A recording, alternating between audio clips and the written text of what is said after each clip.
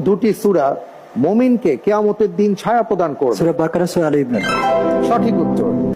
আল্লাহ তাআলা তার বান্দাদের কোন ধরনের গুনাহ এমনিতেই ক্ষমা করে দেন? অনিচ্ছাকৃত ভুল ত্রুটি। জি, সঠিক উত্তর। মদিনা থেকে জেরুজালেম কোন দিকে? মদিনা থেকে জেরুজালেমের পথ কোন দিকে?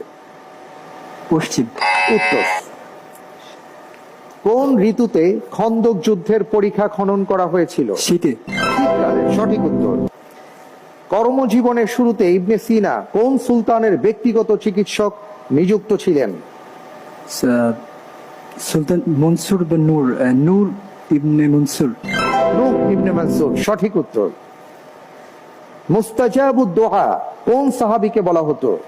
মুস্তাব, জি, অর্থাৎ কোন সাহাবীর দোয়া কবুল করা হয় বলে তাকে বলা হতো মুস্তাজাবুদ দোয়া?